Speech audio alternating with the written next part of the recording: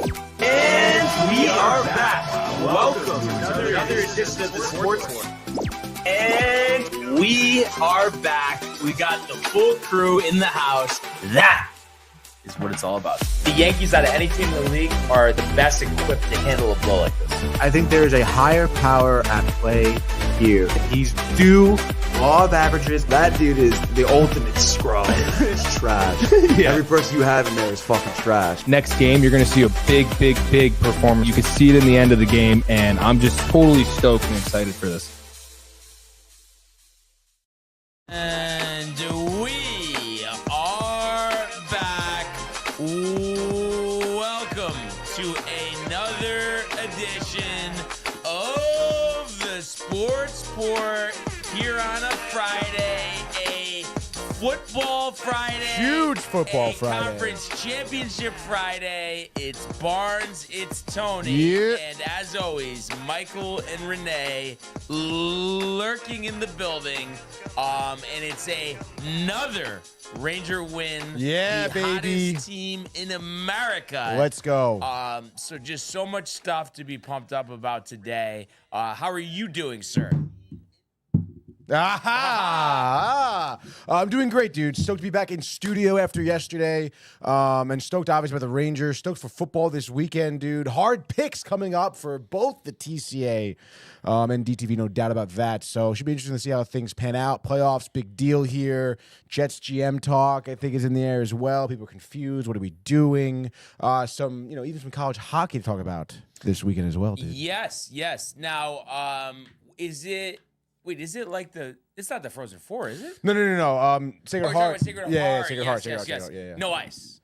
No ice, dude. What Exactly. is the tournament dude. called again? I know you told It's me, called but- CT Ice. CT dude. Ice. Yeah, Okay. dude. I want to say it's the third year they're doing it, maybe fourth year. Because I think they skipped from COVID, maybe or whatever. But the inaugural season was 2019, actually at MFA, and that was the no ice story that you heard for sure, dude. Yeah. And we didn't have you on yesterday. Right. We talked about, Glenn getting the nod for the Jets, and you were mentioning the general manager. Mm-hmm. What were your thoughts there? I mean, I think he's a good, like you said. I mean, it seems like his attitude, the change in culture is good. It's just interesting because I feel like we've talked about it too, and I don't know. I feel like I was saying that we need someone who's coached before. Mm-hmm. And Aaron Glenn, correct me if I'm wrong, has never been a head coach in the NFL before, right? No, he's just been a defensive backs and then Then defensive the DC, coordinator. yeah. Which is fine, I guess. I mean, listen, this guy obviously is part of a good organization. He's going to bring people, I would imagine, from the Detroit Lions that he enjoyed in terms of, developing good defensive players and so on and so forth, and his staff. So, he's going to bring, like you said, good momentum, good culture from yesterday, you said. So I'm happy about that. But it still begs a lot of questions for me because there is an inexperience in him at being head coach. He's not offensive minded. And yes, we spoke about it. You get a good OC, whatever, you can deal with it. But it's just, I don't know, it's still, like I said, there's still uncertainties for me. And the GM talk that I heard today doesn't really help me. I mean, Rick and Dave were saying, I forget the guy's name they had lined up for the GM role. Was it the guy from the Bucs or no? I forget, dude.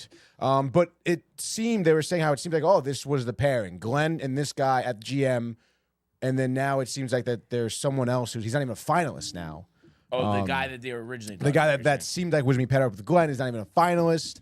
So it's like, I don't know. It seems like there's kind of something weird, I don't know, going on behind closed doors. Like, what's the report going to be when they do initially sign a GM, which I guess Rick and Dave said, too, could be as soon as today.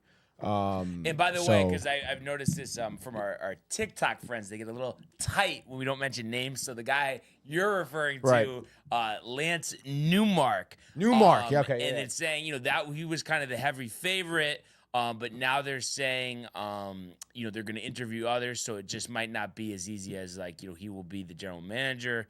Isn't that weird, though? I mean, not for nothing, because even Mike said yesterday, it's like you hired a coach and there's who's the GM? Normally you do hire those guys in tandem. And it's like I don't know, doesn't it seem kind of odd to you? It does, but Woody always does this. Yeah. We talked about it many times. But honestly, I don't have a negative thought. Okay. Just yet, other than I'm just looking at the screen and I just am tight that I didn't think more about my undershirt underneath the Rangers. The jersey. color coordination, dude. Yeah, I mean, if even the hat if, too. uh, I mean, like,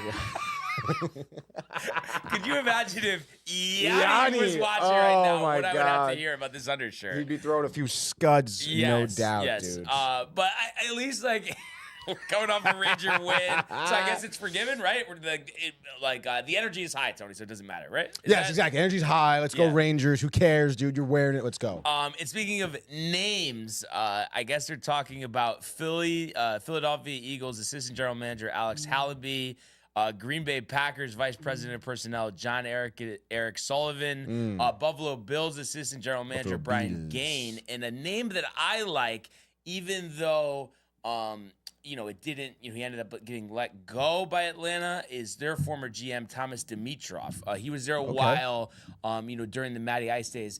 And you speak about like Glenn with the experience. I do think in the front office, it definitely helps to have people that have been there, done that. And dude. even if you are gonna go with a first-time general manager, at least have personnel around him that have been in front offices a while, because we've seen the Jets before, with John Idzik or whatever, and also obviously Joe Douglas, even though yes, he was in the front office a while in Baltimore, but just didn't have that experience, and I don't think they really necessarily had guys around him with a lot of experience, and I think ultimately that led to his demise.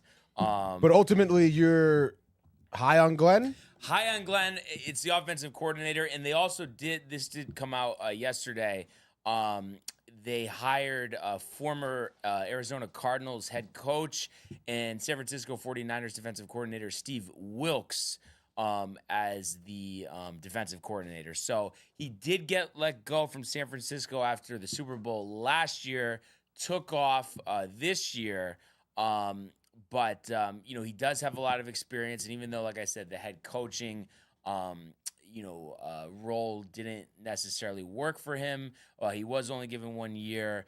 And I think there is something, good or bad, when you're having a first-year head coach take over, to have somebody that has that experience. So I think that's very important.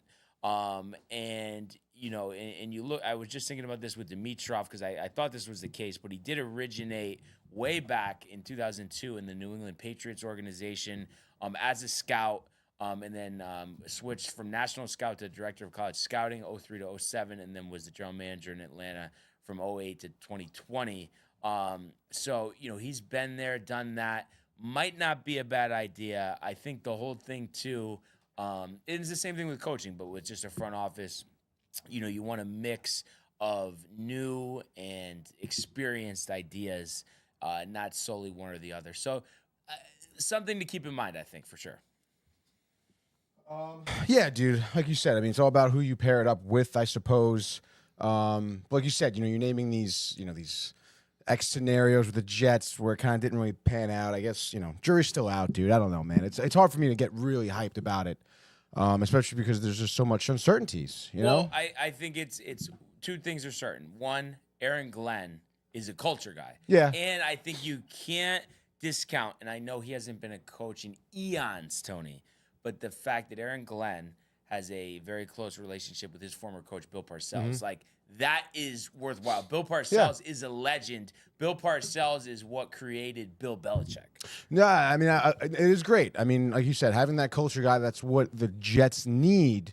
But, I mean, is it like, do you think he can handle Aaron Rodgers? Like, is this still going to be Rodgers' team? Like, what? Well, I just, it seems like there's mixed opinion on this, but I have just been along the mindset of, I don't think that Rodgers is going to come back. And a lot of people are suggesting if he were to come back, it's going to be the fact that, that there's no better options. But honestly, I would totally be in favor, and whether they draft a quarterback in the first round, second round, third round, fourth round, fifth round, sixth round, or seventh round, Tony, of going in with the idea that maybe for part of the season or the whole season, if it works out, going with Tyrod Taylor as a starting quarterback. And I know he's had problems with injuries before, but he's a veteran. He's a locker room guy.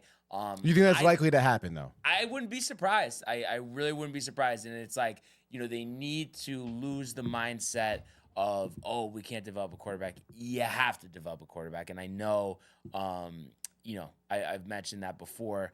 One other name that they're mentioning here, too, for general manager, just reading this article from the Jet Press. I'm sure Jason Libertelli checks that on the daily. Probably a staff writer.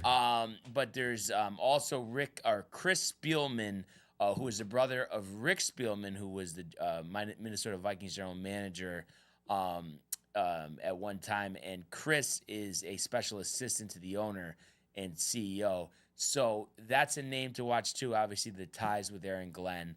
So I'm good now. Let's keep the staff going together. And I think, Rick and Dave were talking about this before, but you can't, even though, we could point to Wilkes, it didn't work out in terms of the defensive coordinator or his head coaching job the last two stops.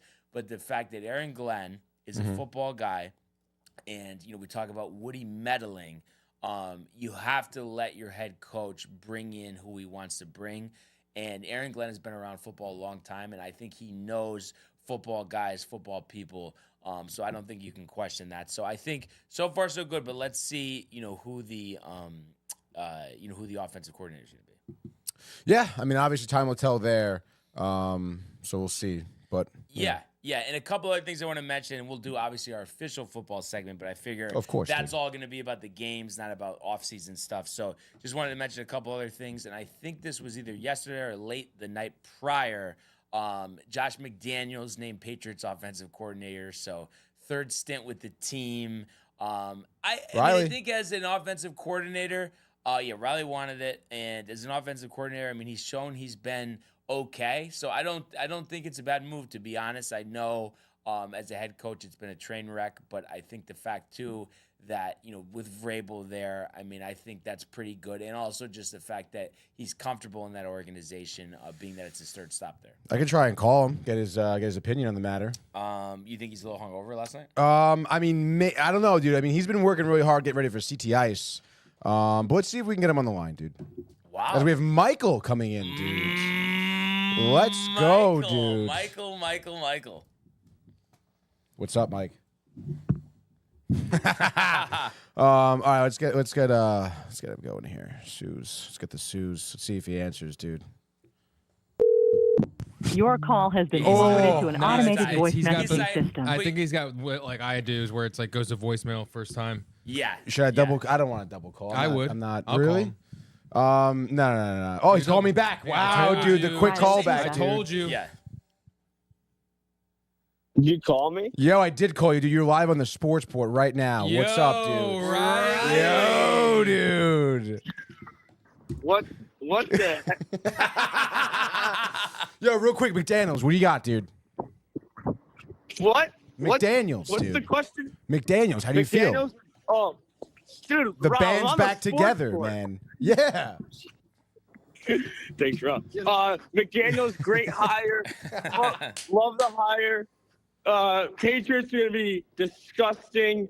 I just walked into Martiri Family Arena. Nice, PCIs dude. tonight. Yeah, dude. No. Actually, though, I am pumped. I think it's a good hire. It's kind of weird. It's his third stint as offensive coordinator. Like a little. You don't see he could that never happen break often. No, he could never break it as a head coach. But I think OC, he's great. So I am excited.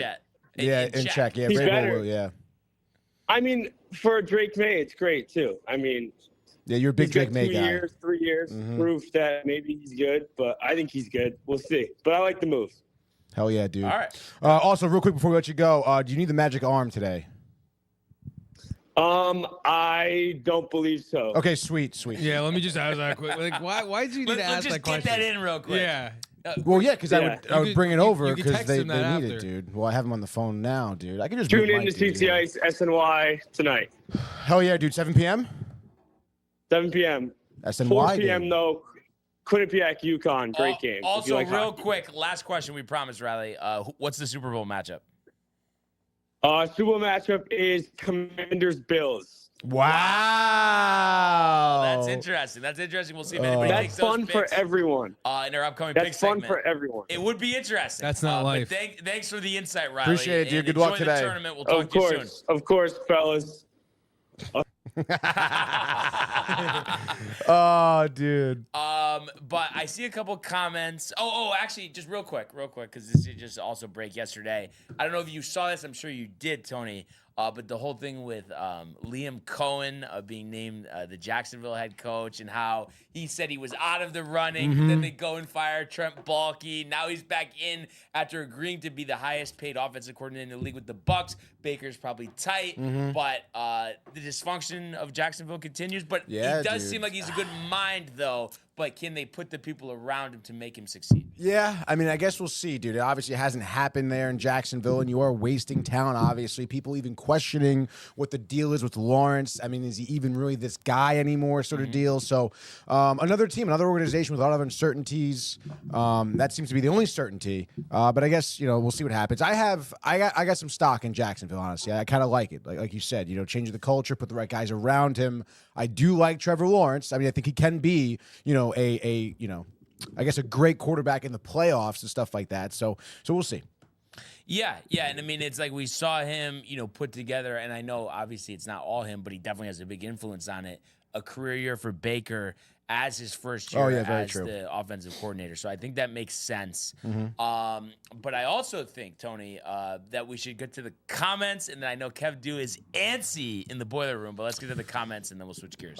Yes, real quick, dude. We have Tommy Donovan in the house. Tommy! Let's go, fam. He says, big win over the Flyers. 6 different goal scorers, 1 point out of the wild card spot, baby. Let's go. And then Josh B says, what up, fam?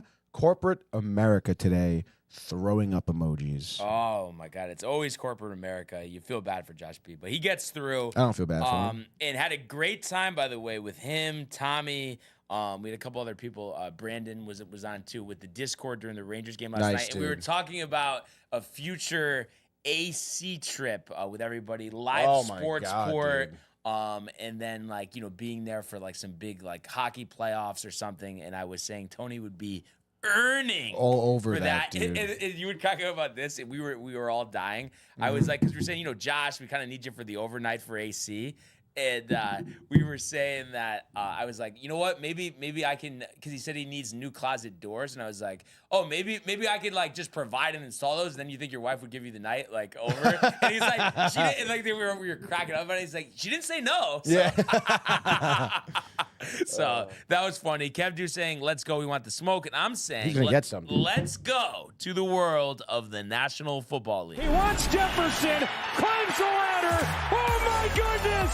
Justin Jefferson, the catch of his life. Burrow fires, intercepted, picked off at a pick six. Minka Fitzpatrick, an absolute ball hawk. Niners twist up front and get to Tagovailoa. Bosa again. Mahomes escaping on the move, stops, spins, flips it forward for the touchdown. Stop it. Aaron Jones. Oh, what a tackle! Quincy Williams with a pile driver.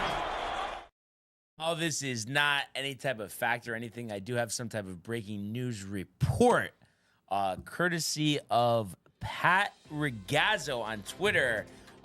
Hearing the Mets have some level of interest in reuniting with Max Scherzer on a 1-year deal. So that's per Pat Regazzo. Who is that? I can look up his page. Let's see. Mets and Yankees reporter Really? on SI. Mets Wow, dude. insider for NJ Tech 99. So I'm curious, if it's not obviously it's a 1-year deal, so there's no risk, but if it's not big money, would you be tight, or you just kind of No, I wouldn't be tight. So you're okay with it? Yeah, Okay. sure. 1-year deal, I guess. Why not, dude? I mean, Scherzer, bolster, bullpen. I don't know.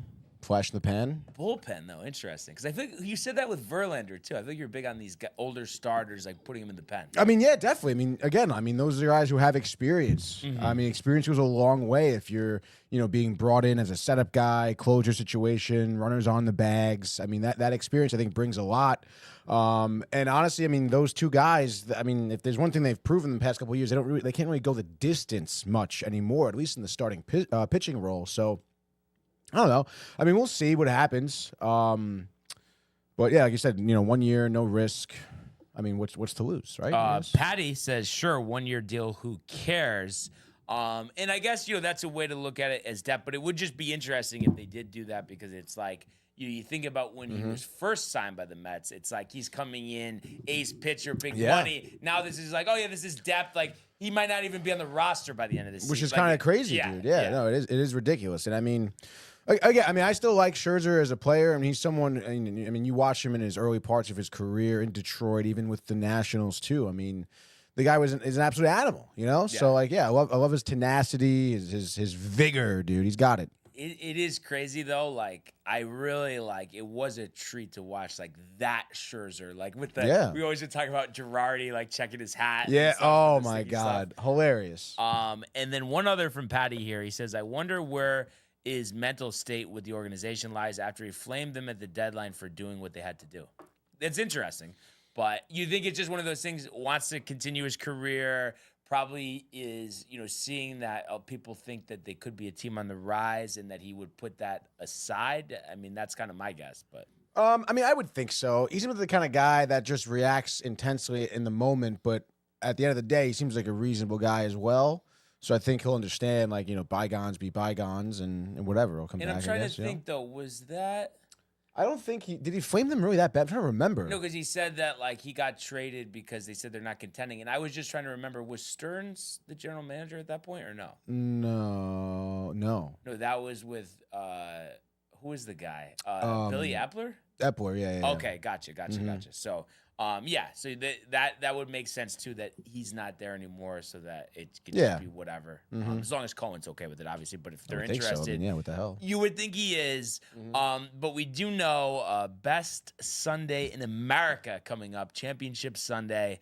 The AFC Championship between the Bills and the Chiefs at Arrowhead, and then of course the NFC Championship between the Eagles and Commanders at Lincoln Financial Field. And also, we have the picks with the TCA. I know Kevin is antsy for the call. I don't know if he's calling right now. He says, I'm ready when you are. So I think we're ready to go. Yeah, Kev. So if you want to give us a call. By the way, we've had 5 picks so far. We are 4-1. They're 3-2. So we could pretty much, kind of lock things up if we're able to get this pick right, and they're not. But you never know what'll happen. Yeah, no, you ever do. I mean, especially now. I mean, this is it's tough picks, dude. It's close Nelson game for sure. Says hi, good morning. Good morning, Nelson. Good morning, dude.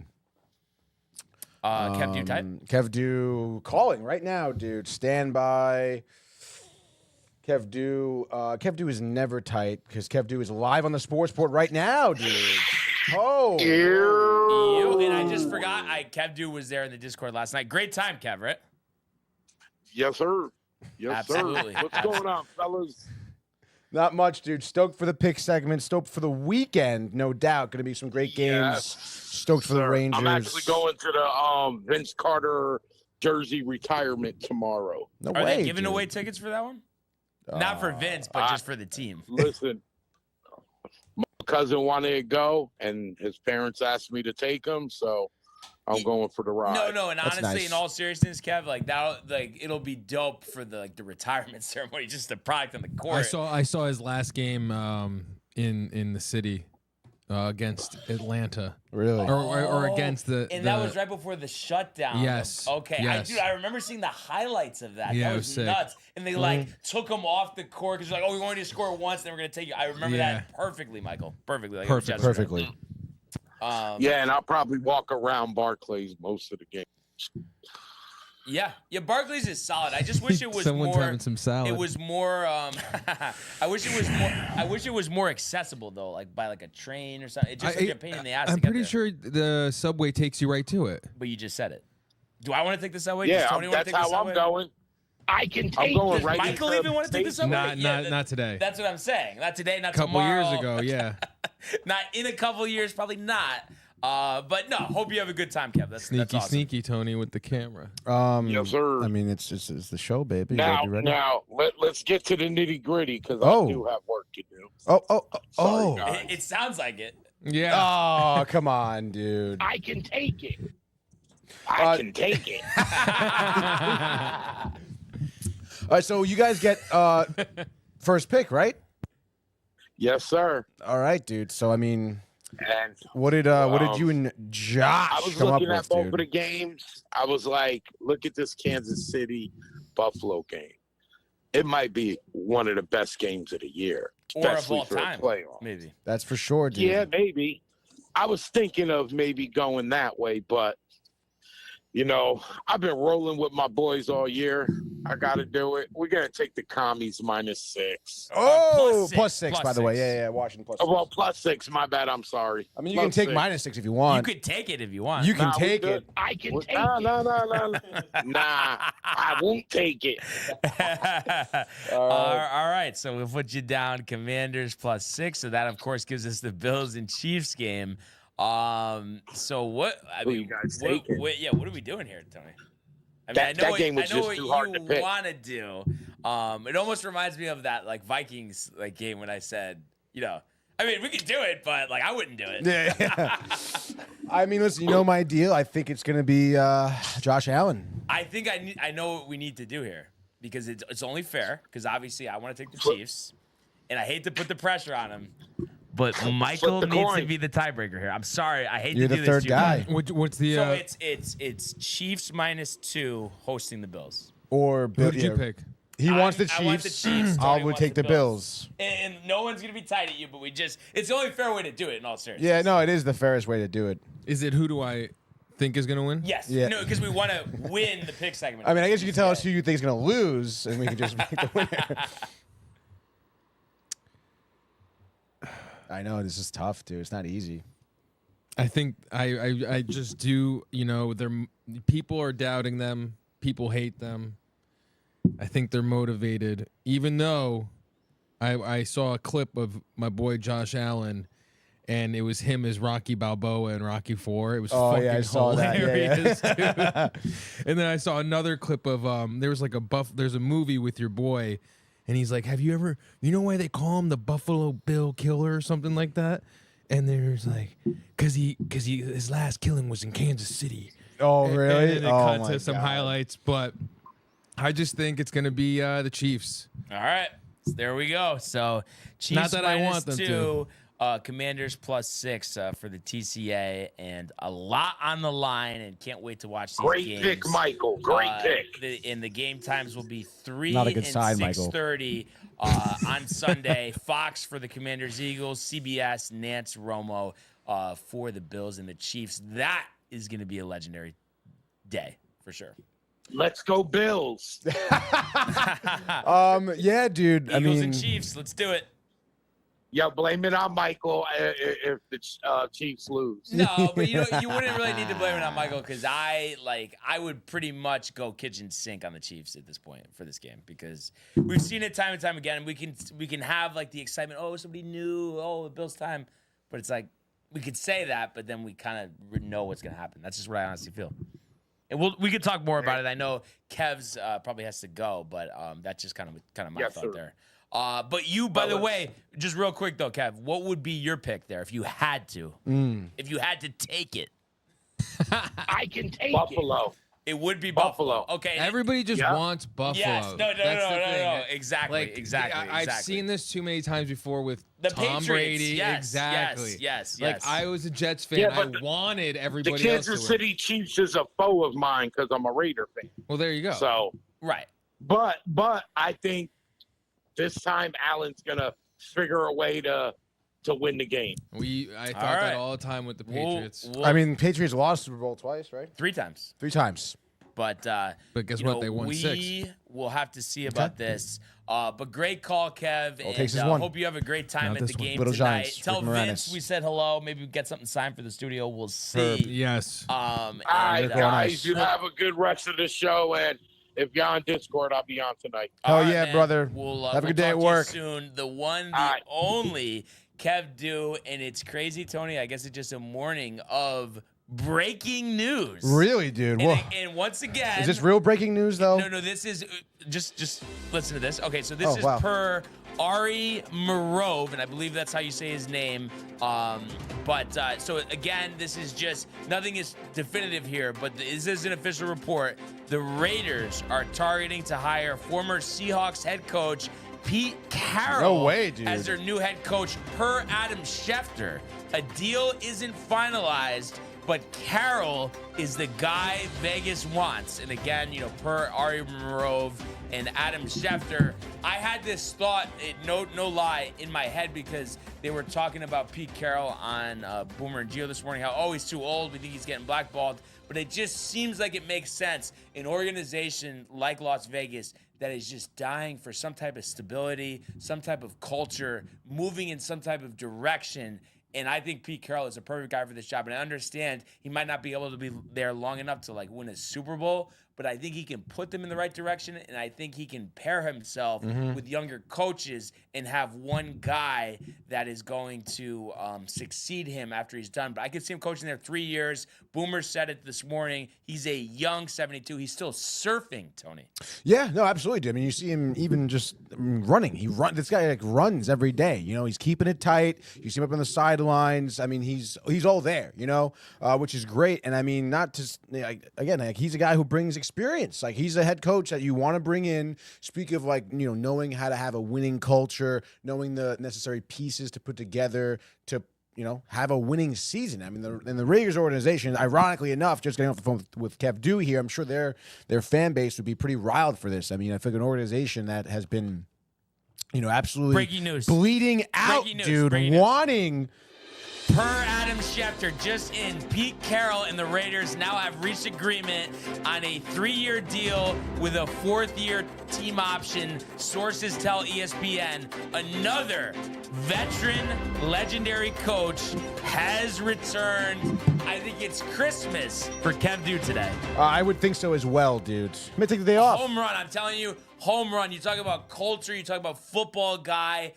I just can't think of one bad thing when it comes to Pete Carroll. I'm not kidding. I think, not Oakland, but Vegas is just so desperate to get in the right direction. And it's going to be very intriguing, Tony, what they decide to do at the quarterback position. Do they want to go with a veteran, or do they want to go with a combination of a veteran and drafting someone? Obviously, the wins at the end of the year took them out of the top 2 conversation in the draft. But I'm thinking a mix of both. I mean, what do you think? Yeah, I guess. I mean, it's kind of tough, obviously, because if you think about Pete Carroll and his age, I guess, even though, like we just said, doesn't really show like he's showing that age. I mean, how many years do you think he has in him? Honestly. Well, it was a 3-year deal for their team option. Easily could see him doing all 3, and it wouldn't be surprised if they pick up the 4th. Honestly. No, I guess I can see that too. So I think years enough to develop his own quarterback, which is why it may be worth having him handpick one, I guess. But still, I mean, if you think about handpicking a quarterback, I mean, you'd like to have the same quarterback coach tandem for ever, I guess, right? So you're basically telling me, even though this team needs a lot of help, you would trade whatever you need to trade up to get to 1 or 2 and get one of those 2 guys. Yeah. And maybe one to get Sanders, because it seems like there's been that link since this whole, college season wrapped up and, we had the NFL draft. Yeah. I mean, unless you think you can get a quarterback who's already in the league who can get you there, which I don't know who you would really go after that could be that, solidified, I guess. But yeah, that is what I'm saying. I was thinking, but it's probably just a bad idea. And I think what you're saying kind of makes more sense. But I was thinking maybe they'll get Kirk Cousins, but it's like we saw how that ended at the end of the year. And also too, a guy that I've mentioned many times, maybe Jackson Dart, is an option there. We'll have to see, but kind of interesting. And you would think Tom Brady had some influence on that one as well. That's what they're saying. But yeah, I think a lot of times, these veteran coaches are, ignored. And what comes to mind too is that I don't think they've wanted them through this process, but a desperate team. And I know Kev chuckling somewhere, like the Dallas Cowboys, to get back to where they, once were. like should have really taken a harder look at Bill Belichick. But the problem they couldn't do that is because Jerry just is like absolutely like OCD on having control about everything. But like teams should do this more often. It'll be interesting to see, Tony, if this becomes, more of a trend moving forward. Yeah, I guess so. Like in terms of hiring that, like a veteran coach, who's kind of on the older side, but has won a Super Bowl. Yeah. You can't discount that. Yeah, definitely. I mean, I feel like the times also call for that too. I mean, like all these teams we're talking about. I mean, the thing that they've been lacking is culture, right? Is someone to kind of keep everyone level-headed and focused on the goal of winning a Super Bowl. So it's like you're not going to get that with some new time head coach. It's really hard to do that. Very rarely, I guess, you will get that. I suppose I can't say never. Also, I feel like I think Rick and Dave talked about it. I mean, the pool of coaches. In terms of newer coaches, I guess it's kind of smaller, right? It's not really that enticing. Like, you mean the guys that are going to be first-year head coaches this year? Mm-hmm. Yeah. As opposed to like Belichick was out there. Pete Carroll was out there. Gruden is being talked about. Yeah, that's actually the last guy. Gruden, of that. Now I'm trying to think of two. So what? The Saints job is open. Why am I blanking here on who else is looking for a head coach? Is that it? Saints, yeah. I'm gonna just Atlanta's not. Right. I mean, no one else really is. I don't think Miami's not. I'm almost thinking that there isn't. The Cowboys. Oh yeah, McCarthy. That's right. Broncos, no. Raiders, we just said. Cowboys, we said. I think that Giants might be are it. not. I think it's just the Saints Bears and the Cowboys. got them. Yeah, that's it. No, yeah, Saints and Cowboys. Wow, dude. So Cowboys, Gruden. I mean, I don't know, man. For me, Gruden is a little extreme, I guess. And I mean, I don't know. I feel like people are forgetting, like his little email scandal and stuff. I mean, like The players don't care about that. No, I don't think they do, honestly. And I just think this is America at this point. I mean, everybody gets a second chance. No, yeah, I understand that too. But it's also like, yeah, the players don't, but like, does anyone else? I mean, I don't know. The players love man. him. And it kind of sucks, dude. It does suck that whole thing, kind of unraveled the way it did and why and how and stuff. Like, it does suck. And, I mean, obviously, America doesn't care. You see him. I mean, he's back. People want him. So, yeah. I just question if his, attitude is going to be, a hindrance for an organization, though. Imagine, though, Mike McCarthy goes to the Saints and then John Gruden goes to the Cowboys. Like, to continue, the veteran. Oh, my God. That'd be ridiculous. I don't know if Jerry would like Gruden. Do they like each other? I don't know. I don't know, I can see man. Gruden imitating Jerry. Yeah, I can see Jerry imitating Gruden. It's gonna be interesting for sure. And then it's like the way that the offseason goes, it's like the draft will be upon us before we know it. I was just gonna say though, we do have a couple comments. I believe Josh B had the first one. Yeah. Well, yeah, that's right. Josh B does say that bite so good as in the Kev do I can take it. He also says I wish the Jets, while we're starting the topic here, went after Carroll. How do you feel about that? I mean, we spoke about it. I think it would have been a great idea. But I'm fine with Glenn. But like I said, I mean, Pete Carroll, I think put him in any organization. I think it's a good thing. So hard to debate that with Josh. Well, I mean, who are you? Are you more stoked for Glenn, or would you say I'd rather have Carroll? I mean, it's hard to say Carroll. that you would ever not want a coach that's won a Super Bowl. So right. I mean, that answers it for me, right? I mean, obviously, I'm guessing you would say the same thing. Right? Yeah, I think I would, dude. But it doesn't mean that Glenn can't do a good job, Oh, yeah, absolutely not, dude. Then TF Bruiser here in the house says golf greater than other sports. Yes. And then Tommy claps back, says Bruiser, hockey greater than anything, he says. I mean, I would say, to kind of toe the line here, I mean, I think we could say they're all great sports. That is for sure, right? Oh, yeah, of course, dude. But, obviously we're going to do our frenzy, on these championship games. But before we do that, starting with, this Commanders-Eagles game, Tony, just thinking out loud here. Of course, the Commanders are on this legendary run these close, playoff wins that they had. I know the Lions game necessarily wasn't close, but game was close originally, and then they kind of pulled away. Obviously, that win over the Bucks as well, that was a classic game. And then the late season win over the Eagles, who they're playing. Jaden Daniels, the whole point of him trying to make history as the first rookie quarterback to make it to a Super Bowl. And then, on the other side of things here, the Eagles, the run that they've had with Saquon Barkley, over 2,000 yards in the regular season. And then, they're looking to go to a Super Bowl and potentially have a rematch with the Chiefs. And obviously we know, it didn't go well last time they were there. They have a lot of the same guys and, of course, have Saquon now. Sirianni's been there. And then on the Washington side, too, just thinking about guys who have been there. Obviously, Quinn was part of, the most infamous Super Bowl collapse ever. So a lot of guys have been to the big game. A lot of guys looking to, kind of start a new trend, make history here. So what are you thinking about going into this matchup? A lot of different things, dude. Obviously you want to look at the Commanders and their body of work. Super impressive. You guys were talking a little bit about, we were talking about too as well, the quarterback comparison between Daniels and Hurts here. And you really kind of look at Daniels right now, and he's playing like a younger, better Hurts. He is that guy. He can swing the ball. He's been doing that, and then he's got great legs. And Hurts has very similar assets to him.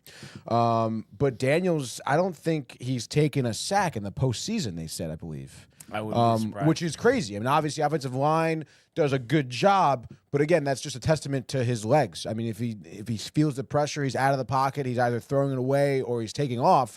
So he's smart. He's an incredibly smart quarterback, and he's making veteran players like Zach Ertz look great. So he's working well with anybody, it seems. So he's going to be something that is no doubt a force.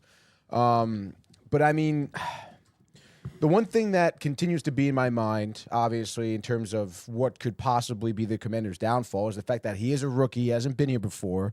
So you never know. I don't anticipate him, blowing it at all.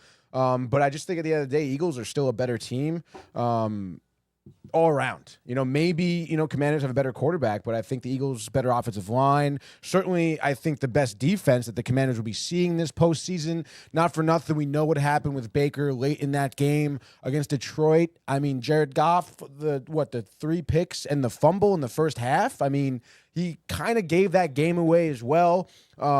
Not to say they're taking anything away from the Commanders. You can't be giving them opportunities, because that is when Daniels will, make it hurt. When you do turn the ball over, he scores. He takes advantage of those opportunities because he's a smart player. But again, I just think Eagles better team. They're going to have to find a way to stop Barkley. And with that offensive line that the Eagles have, it doesn't seem like that'll happen. Not for nothing. That last game against the Commanders in the regular season, right? That was like Barkley kind of, I think he ran for $150, but that was like kind of towards the end, all right, he doesn't really need to be running as much sort of deal. And I still think that, I'm not sure what the picks were, but I know Daniels threw 2 picks in that game.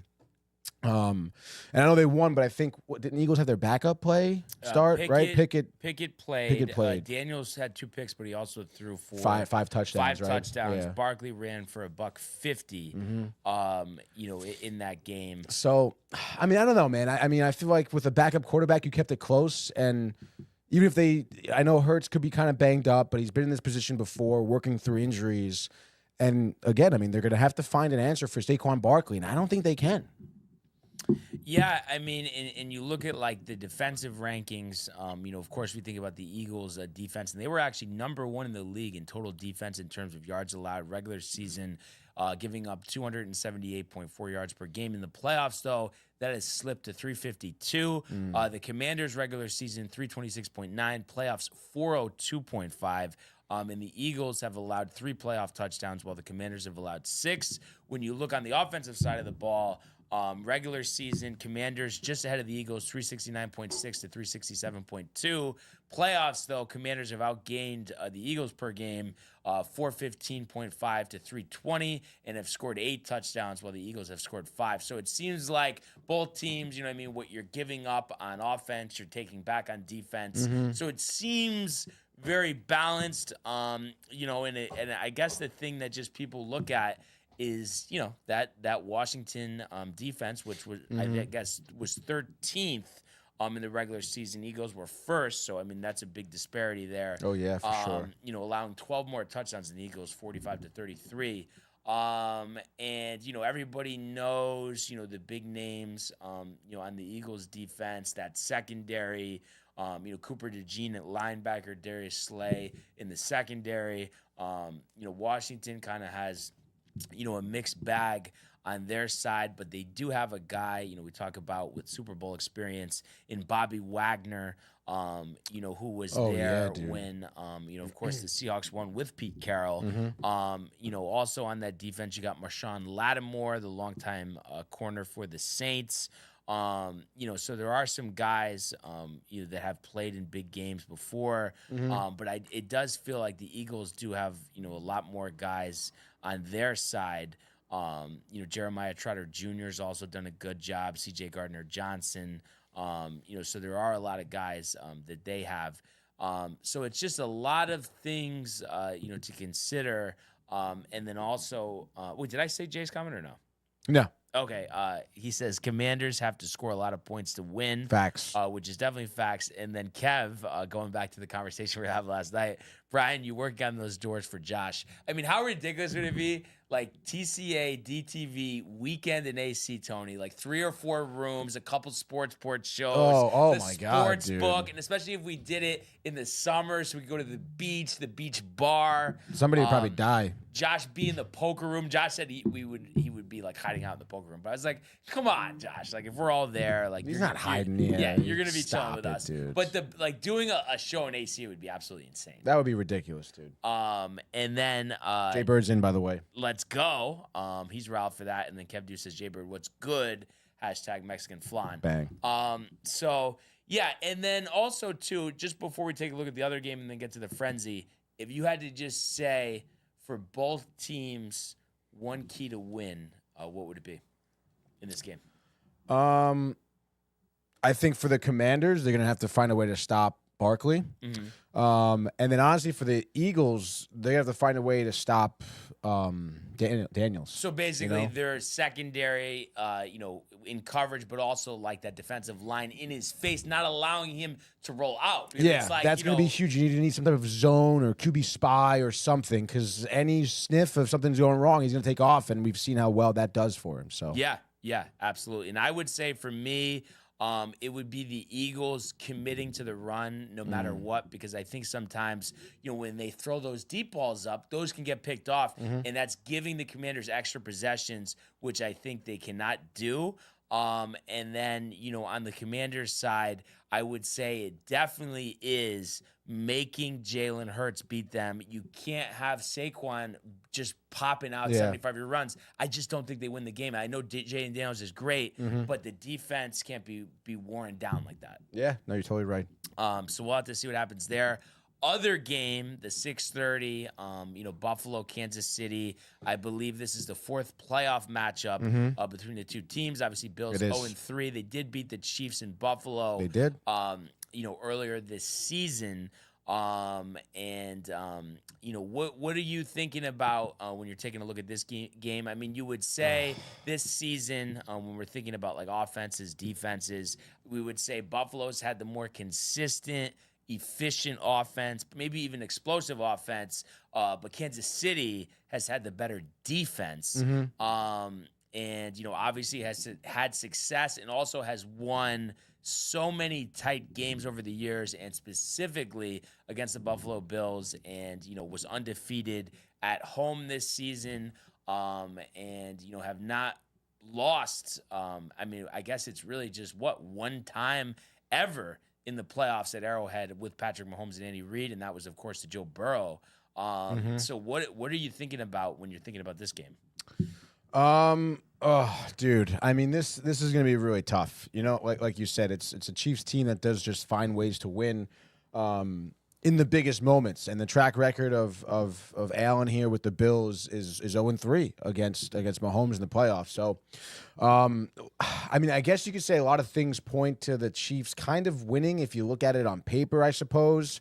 But I just think that this year, I mean, you speak of the Bills having a steady game all season long. They've also been steadily on the incline. I mean, I feel like every year, they've been improving. Josh Allen as an individual player, McDermott as a coach. I mean, their rushing game, their defense. I mean, everything has gotten better with time here for Buffalo. So I just think at this point, it's like it just feels like that year that they can pull it off. Like you said, they beat them once already in the regular season. At Orchid Park, obviously, but that was a game where Mahomes, not having his best season. He threw 2 picks, only 3 touchdown throws here, 196 through the air. That could be something of something that's indicative of that. The Buffalo defense knows how to handle Mahomes, and kind of take advantage of maybe his lackluster year compared to the rest of his seasons we've seen. Obviously, by no means is he a bad quarterback, but I mean, I just can see this game, maybe coming down to who has the last possession sort of deal. And I just think the way the cards are going to play out is going to be Allen, rushing downfield. It's interesting. I'm also just waiting for Amari Cooper to go off. I feel. I mean, I've been saying that a couple games he's even now. on there. You really do. On the team. These past few games, at least of the postseason. I mean, it's like, 4 targets, 2 receptions, whatever. Dude, they're not using him a lot. So it's like, is he? I mean, are they saving him? Like, is he injured? Like, what's the deal there? Because the talent, he missed time right? with injury this year. Yeah, so maybe he's not 100%, but I can still see, Knox getting looks. Shakir's been great this postseason as well. He's had some big plays.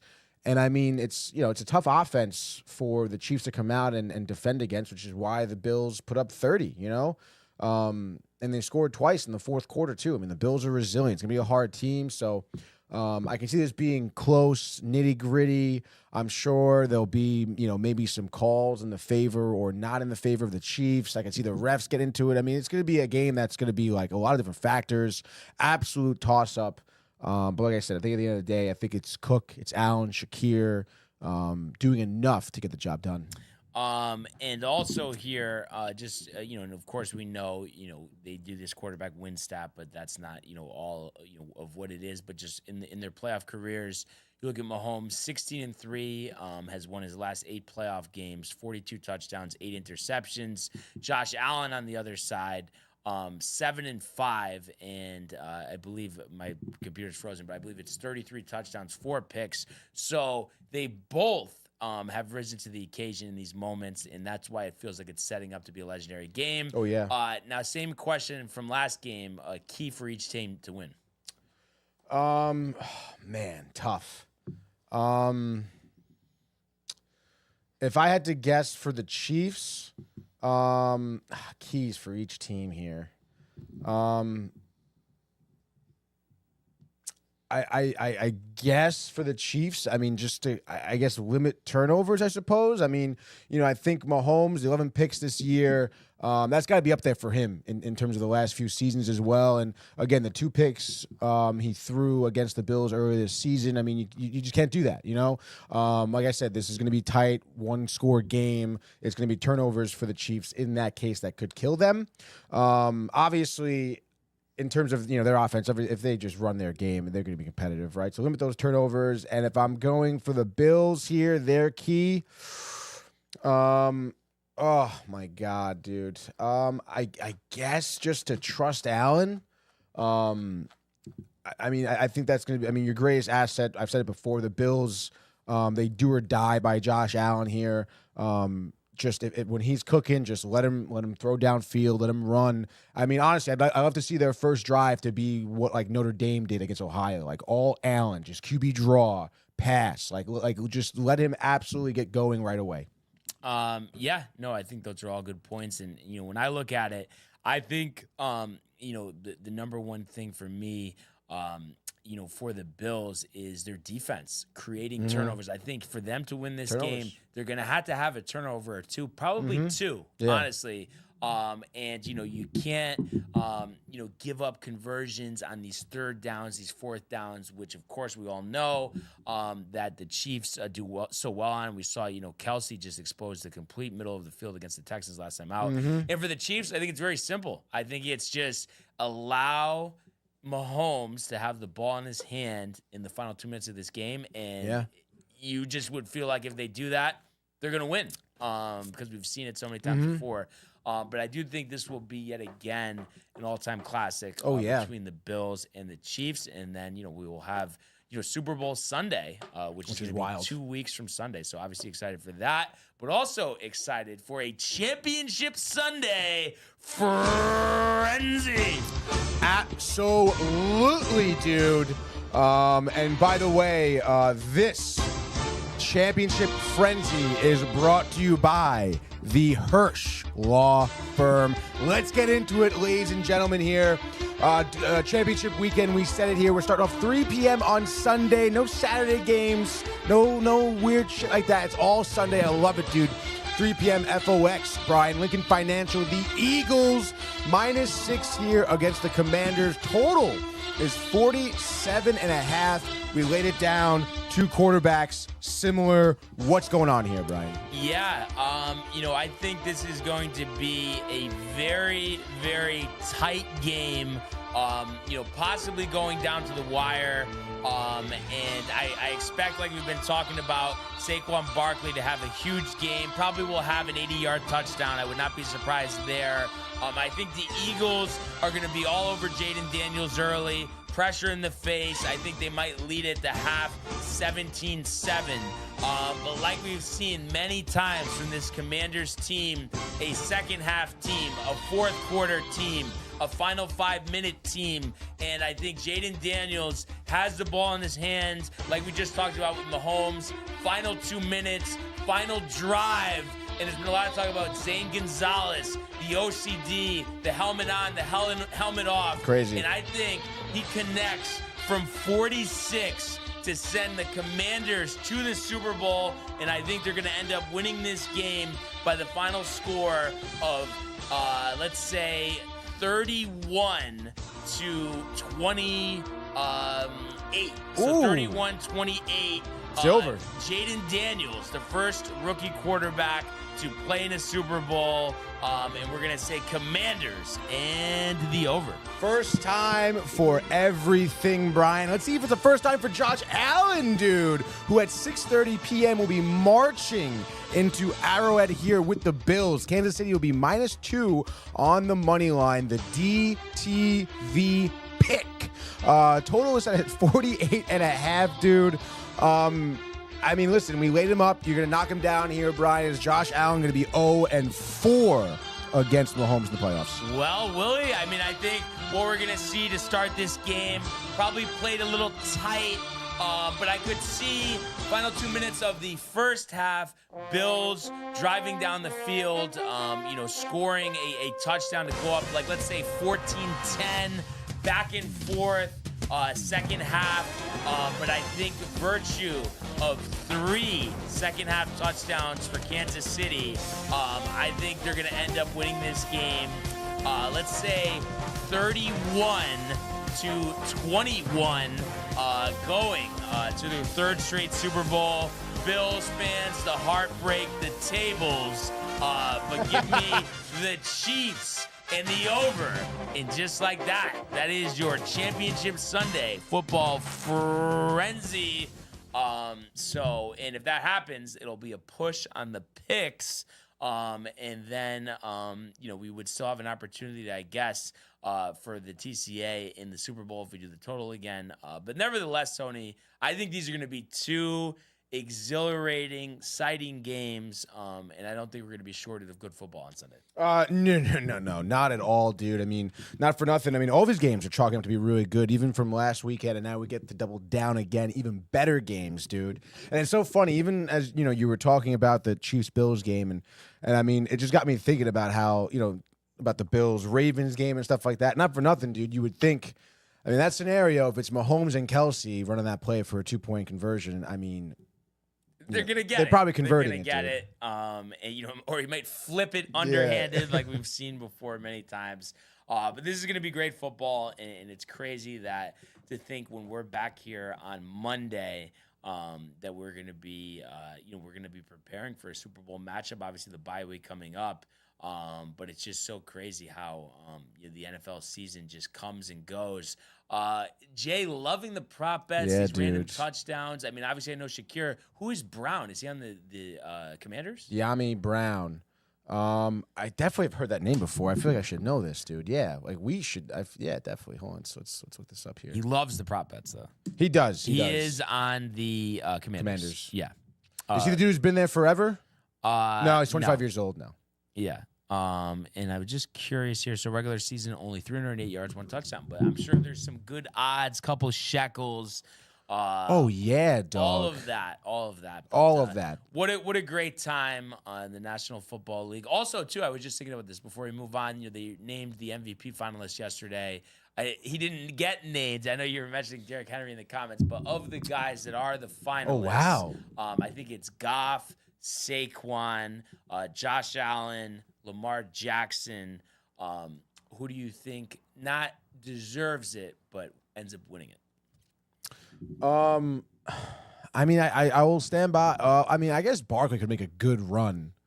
But I will stand by Josh Allen here in him getting it. You know, I do think, again, when you think about most valuable player, I'm honestly surprised Derrick Henry didn't become one of the finalists. Because I mean, I honestly think he was more valuable to the Ravens than Lamar Jackson was. Yeah. And because of that, you know, not for nothing, Josh Allen, I just said it before in the frenzy, Bills do or die by him. I know, I mean, listen, Cook was great this year. He's a great running back right now. But they're not here because of Cook. They're here where they are because of Josh Allen and I'm not gonna say only Josh Allen, team effort, but he's definitely the most valuable player of that team. So I'm gonna stand by that, dude. What do you think? Yeah, I mean, I think Saquon should get it, but I think Lamar is gonna take it, honestly. Wow. Just because the 41 touchdowns, the 4 picks, and I think he had 700-800 yards on the ground, a couple more touchdowns there. I had been talking about for years how he's so talented as a runner, but then as a passer he very much lacks, and that was the best passing season he had since his MVP season back in 2019. 2019, yeah.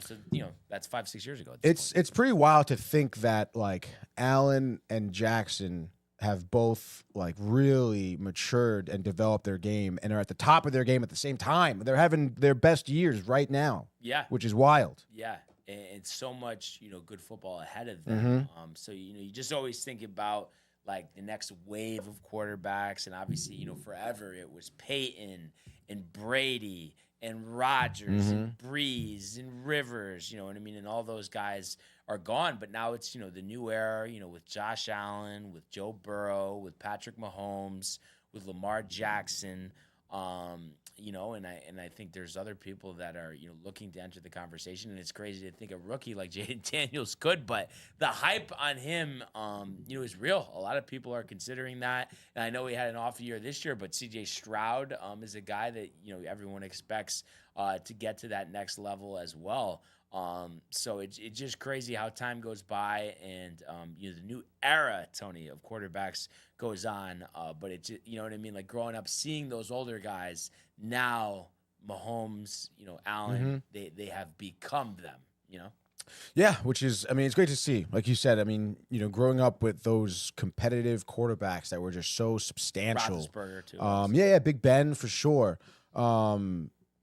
It just seemed like that you would never see that again, just like with all those great quarterbacks and the way they played. And I mean, I guess, you could say in a way you won't see something as specific as that, This is pretty good, though. But this is right up in there, And yes, the game has evolved a little bit more in terms of, expecting quarterbacks to be more than just pocket passers sort of deal, which is great. But I mean, again, it just seems like that everyone is developing that way. And a lot of teams, a lot of players are coming to a head in terms of having that down. So it does. It makes for some great competitive NFL here. And it's crazy. I mean, obviously, a big part of this is just the fact that Brady won so many Super Bowls. But this has to be like an all-time low, the fact that, 3 quarterbacks that are active that have won Super Bowls? Because it's just Mahomes and, Joe Flacco and Matt Stafford. Yeah. And that's it. Like, isn't like that's extremely low. Yeah, that is really low. So it's interesting to think like, who's going to be the next guy. So we'll have to see. I know you're hoping that it's going to be Josh Allen. I am. I'm kind of happy, I guess, that DTV picked something different, picked the Chiefs, I guess, because then if the Bills do lose, well, I mean, I can lose. I mean, either way, I'm going to be a loser and a winner, I guess. But at the end of the day, it'll be like a little bit of at least the Bills won, or at least we won the pick segment. Yeah. You know? Yeah. And I think we've just had such an astute year with the pick segments. We've been pretty buttoned up, dude. Just right on. Yeah, man. Which we love to see. Absolutely. So time will tell, and I'm sure we're going to have a great show on Monday talking about some Championship Sunday. That's for sure. Oh, yeah, dog. But if we can transition now to the world of the National Hockey League. Speed, here he comes! McDavid shoots! Top shelf! He scores! Captain with the overtime winner! That's the middle, great hit, Cameron. That's a world-class hit right here. Tomsky stepping, rink Washington made the full split save. Are you kidding me? Turn, side of the net, between the legs, and they score! Filthy! McDavid, Pasternak, the silver trophy to the Golden Knights. Right, all right, Tony. So it's kind of crazy. I never thought, we would get to the point where we could start playing the goal song again. But that's really where we're at. Let's go, Brian. Like we're at. The hoodie is there, baby. Madison Square Garden. Oh, we my heard God, this song dude. not once, not twice, not three, not four, not five, but 6 times last night. The 6-1 beatdown. We've heard it 11 times dude. The past 2 games and have outscored the opponent 11-1. Igor on an absolute bender. The whole Rangers team on a bender as we now stand a sole point out of a playoff spot. And it seems like we were just talking about this not too long ago where you're saying, we're at 9 points, 10 points, whatever it was, behind a playoff spot, and we are a one point away. It truly is unbelievable, and it truly is an amazing feeling. I mean, it's just a complete renaissance. We're seeing a completely different team than we saw earlier this year. And the thing that I love, Tony, is a lot of times back in the last couple of years, there was like one guy who needed to be the catalyst, whether that was Kreider, whether that was Zibanejad, whether that was Panarin. And now during this hot streak, it's been everybody. And I just think that works so well because opposing teams, can't just focus on one guy. Absolutely, dude. I mean, we were saying a little bit going into Ottawa, our bottom 6, our full roster. There is a lot of talent spread out there, but I think, to your testament in terms of everyone, getting some looks at opportunities all over the ice. I think that is a huge part of it seemingly being that these players are buying into what's happening now in New York. I think a lot of what, people were talking about when the Rangers were on this tough streak the past couple months or past at least the last half of the season was that they weren't really playing with heart. They weren't really having that drive. They were making stupid mistakes. They were playing lazy, maybe slow, coming out of the gate, not ready for the game. And I think a lot of that was either whatever like locker room problem that they may or happen to have or may not have, whatever. Obviously, reports are reports, but you're not in the locker room, so you never know. But you watch, the way they've been playing, even like glimpses a little bit before, Christmas, New Year's break, and then, obviously since then, and in these past 10 games especially, they haven't lost in regulation in the past 10 games, actually. So it's like, you see that, you see the ferocity, the tenacity, dude, the anger, the passion, the emotion that they're playing with. And I mean, that's what you want from a hockey team. You need a group of guys that play together for each other, for their coach, for their team. And yes, there's, a lot of road ahead of them to get to a playoff, to get to where they were, to get to that feeling we had with them going into the playoffs last year. But right now you're feeling really good. You're on the run. You're on the right road, onward and upward. There's so much good right now that you could look at. So it's great. It's great. Yeah, dude. no, and everybody playing a part. And you look at the game last night. We mentioned Igor. What an outstanding job he did. Coming off a shutout, he goes 33 at 34. Ridiculous. Can't get much better than that. And I think the one thing that is just so starkingly different from this team that we saw earlier in the year. You know, Owen Tippett gets his 14th goal of the year, a minute 25 into the game. Like I was saying to you off air, I mean, we're losing 5-1 after that. Yeah. And just the resilience to come back, you know, I guess, 7.5 minutes later, basically. Yeah, basically. Braden Schneider gets a goal. That was his third of the year. And then Edstrom as well. And those were both goals where, you know, the puck's moving around. You know, there's a quick tip in. I mean, just really, you know, tremendous teamwork.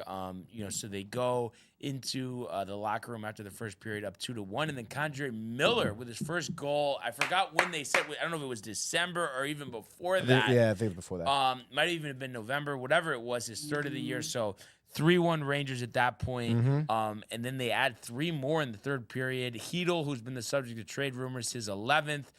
Fox, his third of the year on an empty netter, and then also Riley Smith with a power play goal to make it 6-1. So just an absolute beatdown of Torts and the Flyers, and just important wins these last 2 games, because we talked about the schedule coming up and some tougher opponents like the Avalanche, who we'll see at the Garden on Sunday. But things are rolling. And it's just so great to kind of, you know, you think back to a couple weeks ago, you really almost barely had any confidence in anybody on the team. And now it seems like we have confidence in everybody. It's like there's not even somebody that you look at and you say, boy, they're really not playing well. It's like literally every single player is playing well. I don't know if I've ever seen such a quick turnaround. Yeah, no, I mean it's so funny because I feel like we've seen a little bit of those like clicking moments for the Rangers. Obviously last season, you know, outdoor game against the Islanders, that was a game that you could say was type of a catalyst. You know, Igor coming back from injury, again, a deficit, a significant deficit too. To come back from there and seeing the run they went on. I mean, we can see that there's moments like this where things do seem to click, but I mean, to come, like you said, Brian, from such a rock bottom, it felt like, to where people were calling for Laviolette's job, Drury's job, trade everybody, get rid of Kreider. Are you just quoting me? I guess maybe a little bit here, but in any case, you know, to see again people buy into it. I mean, we've seen the interviews with Trocheck. It's, you know, you spoke about, you know, looking for a singular player to step up as the leader and whatnot. It seems like Trocheck has, because again, I mean, you know, we know Trocheck's attitude, and he seemed to have had that attitude his whole career, and it seems like that is becoming contagious because it seems like everyone else kind of has that chip on their shoulder. FU mentality right now as a Ranger, because not for nothing, I'm sure they got tired of being doubted, you know, and a few personnel changes. You know, we talked about Kaliev. I mean, you know, obviously the game that he had, you know, it was the last game against Ottawa, right? Yep. A couple goals, the goals even brought back. You know, he had an assist. Last night? Just one assist, right? But Yes. he's getting on the board, dude. And again, you're just seeing things these past couple games that you haven't seen from the Rangers all year long. I mean, not for nothing, dude. You watched this game yesterday. You look at the scoring summary. Almost every goal is from a defenseman, if you think about it. And I mean, we haven't seen that type of offensive production from our blue line, I feel like, in a while. And I mean, you look at that Braden Schneider goal. I mean, I'm pretty sure Tommy was one who told me he was a big Schneider fan. And honestly, dude, I mean, you know, I love the way he played defense. Third goal of the year, by being aggressive, dude. I mean, you know, he's recognized. You look at that goal. I mean, he had time and space in front of him. He's on the blue line. He skates up like 3 feet, 5 feet, and just rips a shot. And it's like that's the mentality you want. You know, that's the mentality you want from your defenseman, from any player. It's just you have time, space, take the shot. Even Edstrom's goal, that was a tip-in goal. Who was shooting? Ryan Lindgren from the blue line. Yeah. All right, dude. That's offense created by your defense right there. And again, you look at that goal. You see, dude, this fourth line. I'm not gonna lie, I'm loving right now. Edstrom and Rempe, it seemed like two players that are developing at the same time, understanding each other. I think they're tied for like the tallest goal tandem with Chara and someone else in the Bruins. I forget who. No, but also wasn't it something like it was only the third or fourth time in NHL history like guys 6'6" or higher scored in a game the other day? Oh, really? Was Yeah. it? Dude, it's sick, dude. I mean, Carrick is that tall too? No, well, I mean, he's probably maybe 6 foot, maybe. I don't know. Okay, so no, then it was them too. Okay. Yeah. It was them too. And I mean, not for nothing, dude. I mean, like Rempe, another guy who's been just doubted since his first few games up. I mean, bruisers aren't looked at or enforcers aren't looked at as the same, obviously in NHL, but clearly the guy's been working on his skating and puck handling, so you love to see that. But again, even understanding how to play together. All right. The reason why Edstrom was able to tip in is because you had Edstrom, Carrick, and Rempe in front of the goaltender. You have 6 bodies screening the tender here, screening Urson. It's a huge problem, dude. That's why you get a nice tip-in goal there. And then again, Keandre Miller, defenseman, time, space, wrister, absolutely rips one. You love to see that. Hedl last night, dude. I know you mentioned that, potentially Rangers might be trading him.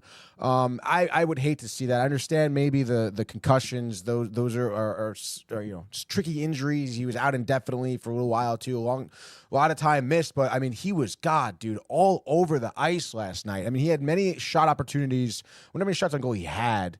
He had 4. Which I guess is right under there. Lafreniere led the team with 5 last night with an assist, but Hedl, who had a goal and assist last night, you see him generating opportunities first, second period on his own, dangling the puck, entering the zone, creating his own space, and then taking advantage of it. And then what? He ends up getting a tip-in goal by what? I forget what battle in front of the net it was against, but he just absolutely just worked to have the advantage in front of whoever was defending him and tip-in goal. Bang, dude. So you have like all these tremendous individual efforts all around the team right now, which is why you're getting such a spread of wealth in terms of who's on the score sheet. Adam Fox, 3rd goal of the season last night, 2nd empty netter, Brian, which is kind of funny. Yeah. And then, again, I mean, you have Igor Shesterkin, who is arguably the one player who's been playing, out of his shorts all year long. Past 3 games, Brian, 81 shots faced, 80 saves. Yeah. I mean, that's exactly what you want from your prime goaltender. The only thing you could argue right now is that the Rangers still need to have better defense. They are giving up a lot of opportunities. Igor had crazy saves last night that kept them in the game, no doubt. But that's what the goaltender is for sure. So, I mean, you got to be happy with, obviously, the game here. Yes, it's against the Flyers, but yes, you're pulling yourself out of this, trench you dug yourself into. So, I mean, again, it's onward and upward. The last 10 games, I mean, we've been killing it, dude. Yeah. No, I mean, I am so jacked up, Tony. It's not even funny. Like, I was literally, every time they're playing at home, I feel like I'm just like checking the tickets, but it's just like, I got to just wait. But I can't wait for that game, which is going to be actually That's 2 so weeks fucking from sick, today. dude. I'm so riled for that. Yeah, you should be. Fuck the Penguins, dude. Like, wow. Like, honestly, like, I feel like I would go Sunday I wish, like, this Sunday was the bye week between the Super Bowl. Even the games at once, like, but then, like, it just would be just too crazy. You'd have to, spend the night in the city, dude. Yeah. I mean, I guess you technically wouldn't have to, but it would just be such a marathon, and then you would miss part of the start of the first game. Oh, yeah. But I don't know. I'm just like, I feel like I feel so antsy to just go. Like, I just want to go right now. I know, you're telling me, dude. Okay, we talked about it. I mean, imagine, the Saturday, Sunday would have been sweet, dude. TD Garden, bang, back home for Sunday. Yeah, but, hopefully we get work something out before the end of the regular season and possibly playoff debut, which would be just crazy. Unbelievable. Obviously, a lot of stuff to transpire between now and then. And it's crazy too, kind of speaking to what I was just talking about, but it's just like, how it's like, I almost for once, like, in a way, like, unless it's going to be somebody so marginal that barely plays or that's constantly down to Hartford, like, feel like I just, like, love this group and, like, just want to, like, keep this right here. But then it's like, I guess in the back of my mind, I am thinking a guy, and, like, it would be nice if we didn't have to give up Hedl. But I think JT Miller, would add a completely new element to this team and give them, just they're scoring like this, and then you add JT Miller. Like, are you kidding me? Yeah, no, that would be quite the reunion in New York for JT. But it is tough. It's I think he's $9.5 million a year, maybe $8.5. Yeah. He has a very big contract. I think maybe signed even until 2028 or 2030, maybe. Because I think they re-signed it maybe last year or 2 seasons ago. I think it was last season. And it's crazy to think about Vancouver and how those two guys, him and Pettersson, or the locker room, had some type of falling out. Yeah, somebody's wife probably involved. I mean, it just usually when it's that tight, right? Dude. Though, or no? Possibly. Is that a drop or no? I mean, it's gonna be, dude. Come on, dude. Also, I see we have a comment here from the TCA, Donna Lee Fender, who also was in the Discord last night for the Ranger game and cracking up about what we were talking about. And she says, at Kev Duda, crying emoji with the door. He has the babysitter locked in because she said if like he needed to go out for a night or go away with his wife, that she would watch the kids. Oh, that's nice. So it's just kind of funny, all this coming together. I mean, I really think, Tony, like we have, because we've been talking about it for so long, and then you add the element of the TCA, like we really do have to make the AC trip happen. Yeah, no, that would be amazing, like, dude. Like we talk about Beach Bash. Our Beach Bash. Imagine everyone just at the same blackjack table. Just, oh my God. I was talking a lot about that too. Yeah. Oh man, I could just go on and on and on and on. Again. I can take it. And yes, Kev, you can. Anyway, so before we get to, I believe Michael Viavell. Is it a 4-pack tonight, if I'm not mistaken, Tony? Let's see. Is it that light? I mean, Fridays typically are, I guess. So it is a 4-pack. Yeah, it's that full pack, 4-pack tall boy Gansets, dude. Solid. Yeah. So we had the Bruins shut out the Senators 2-0. And Corpuscello got the start for Boston. So, obviously they're jockeying with position with the Rangers here for that wildcard spot, but also are in the top 3 now in their division. Jockeying. So same amount of wins, too. So very similar circumstances there. Senators also have the same amount of wins. So a lot of teams in the same area. And how about this? The Canadiens, who lose 4-2 to the Red Wings, and, Montembeault not stepping up for whatever reason, Tommy. But they have 24 wins as well. Red Wings go to 22, 21, and 5, 4-2. They are victors. The Rangers, we obviously talked about, the 6-1 over the Flyers. The Hurricanes 7-4 over the Blue Jackets there. Seth Jarvis with 2 goals and 2 assists. They moved to 30, 16, and 3. And this is a game that they trailed, but scored 5 goals in the second, 2 in the third, to win 7-4. As I expected yesterday, the Knights bounced back 4-2 over the Blues to move to 30 and 14. Blues 23, 22, and 4. Utah shutting out the Wild, who all of a sudden are struggling here, 4-0. So Utah hanging in there, 21, 19, and 7. And they had 2 goals from Hayton, Vejmelka, the shutout. Times are good, in Utah. And it's like almost interesting, Tony. Like, do you think, because this is like kind of almost been the longest that they've hung around, do you think the name change has something to do with it? New energy, new fans, more fans in the arena.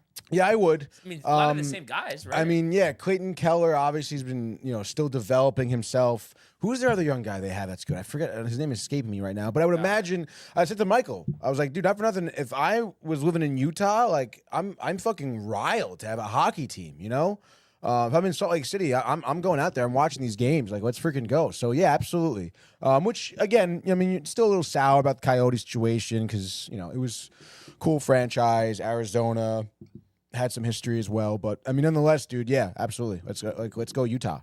And then Tommy says, Gansets, hi neighbor. He's riled for the Gansets. He knows the deal. And the Flames, 5-2 over the Sabres, who continue to struggle. Flames 23, Sabres, 16, dude. and 7. Sabres fall to 18, 25, and 5. Not good. We saw the Oilers 6-2 over the Canucks. That's not a surprise there. Sands McDavid doesn't matter. Hyman had 2 goals and an assist, and Draisaitl had a goal and 2 assists. I mean, Canucks are in shambles. Hopkins also, finding the back of the net and having an assist. And, yeah, the Canucks are in shambles, and that's why JT Miller looks like he's going to be traded. And maybe they trade Pettersson, too. Who knows? And speaking of a team in shambles, and they're talking about the Carlson retainment, Penguins get embarrassed at the Honda Center 5-1. So Gibson, 31-32 in net. They get 2 goals from Killorn, 2 goals from McTavish, Tony. So obviously still not a great record, but the Ducks at 19, 23, and 6 have shown that they can win games. That's for sure. Chuck Lindgren pitching the shutout for the Capitals, 33, 10, and 5. The Kraken are in shambles. Kraken in shambles, 21, 25, and 3. DeCord, though, was 30 of 32. I think there was an empty netter there at the end of the game. And then another crazy game. I think their 2 games combined have had, 23 goals between the Predators and the Sharks that they played this week. But the Preds win again, 6-5. Forsberg with 2 goals. They're 18, 22, and 7. The Sharks 14, 31, and 6. Kind of interesting. Both of those teams, obviously, Sharks looking to, build with their young core, and then the Preds. I mean, despite these wins recently, you would think they're going to be trading some guys. Maybe Yossi. Or Forsberg, that'd be wild. Or Stamkos. So those are guys that are definitely in play for winning teams. And one thing I wanted to read out here, and I think he's still listening with us now. Corey just texted me his parlay, a 4-pick parlay for tonight. So this pays out plus 387. These are all shots on goal, which is interesting. So Brock Nelson, they're going to be hosting the Flyers, 2 shots on goal. Jason Robertson for the Stars, 2 shots on goals. They're hosting the Knights, and then also Nick Schmaltz, 2 shots on goals for Winnipeg, and Seth Jones, also 2 shots on goal. That he's 30 to win 146. Pretty good parlay. Yeah, I like that. Shots on goal is definitely interesting, and 2 does seem low for players like Nelson and Robertson, I suppose. So that's pretty good, dude. I like that. So good luck to Corey on that. Also, Ovi scored last night. I don't know if you saw that. 875 he's at now. And that's so annoying. I was just talking to Tommy about this last night. I don't like doing prop bets, but it was on Anytime Tuesday goal when they scorer. played. I had him for 1 point. He doesn't get it. I don't take it last night. He gets it, but had the Rangers both nights. So there we go. Who the hell cares? Right? He's 19 away, by the way, from Gretzky's record. Right? 894, I believe is his record, dude. He could. It's not it's gonna take some work, but it definitely is possible. It's in shouting. What's the thing? Striking distance. Striking distance. Yeah. Striking distance. Even I didn't. I was like, what is that, dude? But I mean, you never know. I mean, we've seen Ovechkin, have 9 goals in 10 games. Yeah, so certainly could happen. But I don't know about you, Tony, but I am ready for a Friday night frenzy. Let's freaking go, baby. It's Friday. It's a big deal around the NHL. There's only 4 games, dude. But nonetheless, here, we're going to get started 7:30 p.m. here. UBS Arena, Brian's second favorite arena here, as the Islanders take on the Flyers. Flyers, obviously, we said on the back-to-back. They're coming in here plus money, plus 130 specifically. Over under 5.5. Flyers did beat the Islanders 5-3 on the 16th of this month. You think of their last 5 respectively here. Flyers have lost, they've won 3 of the last 5, I suppose, now. Islanders have lost... they won 3 of the last 5 as well, dude. So, Islanders here, I mean, we're going to get the dub. They're 19, 20, and 7. The OT losses, the deal. Home record, not great, 9-11 and 2. What do you got here, dude? Brock Nelson, over-under shots. Like I said, I hope Corey's still listening, and he's been distraught as an Islander fan this year, as you can imagine, coming off, last year, which they didn't make the playoffs, but all the overtime losses, all the kind of change, turmoil, and just not kind of, improving their position in the league the last couple of years. So you understand the frustration. But I think they get the job done. This Flyers team, I don't know. I don't know if Torts is for long there in Philadelphia. Real quick, who's there longer, Roy or Tortorella? Go. Tortorella. Interesting. I'm going to say why, because I think they win tonight. Nelson, who cares about the shots? He gets 2 goals. So does Anders Lee. And I also think that if he's going to get the start, Sorokin will pitch the shutout. So the Isles, the New York State beatdown, as Tony would say. I know you've said Manhattan, but you get the picture. Yeah. But I think the Isles win 4-0. Give me the Islanders and the under. It's that Long Island beatdown, dude. I don't know, man. I guess they're going to have their backup Fedotov for the Flyers. So, give me the Islanders. Maybe they go into the third period. It's 2-1. You may think they blow it, but they don't. Bo Horvat seals the deal. Not even an empty netter. just in regulation, third period, maybe early on, makes it 3-1. Empty netter towards the end there, makes it 4-1. Brock Nelson, 3 shots on goal. Maybe an assist or 2. Islanders win this one 4-1. That's Islanders and the under, dude. Next game. This is actually Tommy's game of the night. He expressed his interest in one. Golden Knights against the Stars here at American Airlines Center, Dallas. Minus 140. So Golden Knights plus 120 on the road. Not much of a plus, but still some value there. Over-under is also 5.5 here. The G-Knights beat the Stars 3-2 in a tight one early December here. Been a little bit since then. Golden Knights kind of going through it a little bit. 4-game losing streak right now. No, they won last night. Oh, sorry. Yeah. ESPN's fault, not yours. I keep forgetting that. They still have lost 4 of the last 5 games here, losing to teams like St. Louis, Chicago, Carolina, Nashville. Yes, get right spot last night. Are they a model consistency this season? They kind of have been. They have what it takes to beat Dallas in their home arena. Yeah, this is interesting. Also, Tommy, a live comment, says Knights versus Stars on ESPN should be a good game tonight. I think it will. I think it's just tough for the Knights. The inconsistent play recently, the back-to-back on the road. Dallas 17-7-1 at home. So I think it's close, but a Tony favorite, Matt Duchene with the game winner in overtime. I'm going to say 3-2. It's going to be the Stars and the under.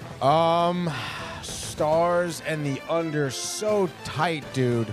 Robertson over under 2 shots on goal. Absolutely hammer it.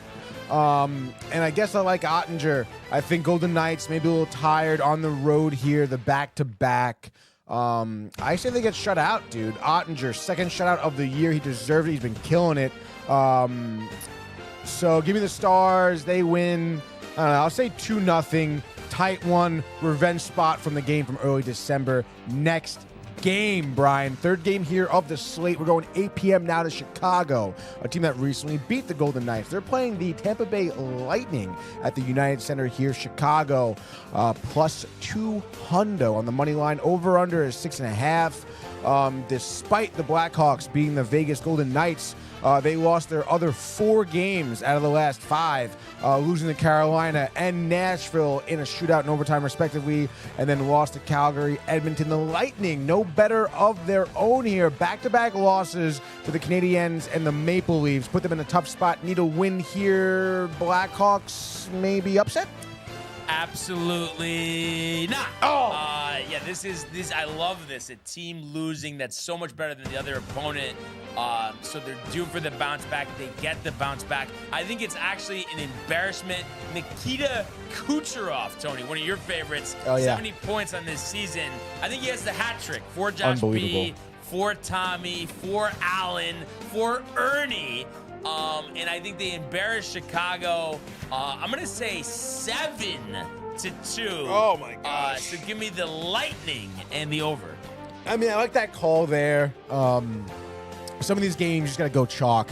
Like I said, maybe Lightning, I don't know, maybe 5-2, 5-3, somewhere around there. 7-9. Next game, last game, still 8 p.m. We're going to Winnipeg, baby. Our only game in Canada on this Friday night. The Jets take on a team that's pretty hot.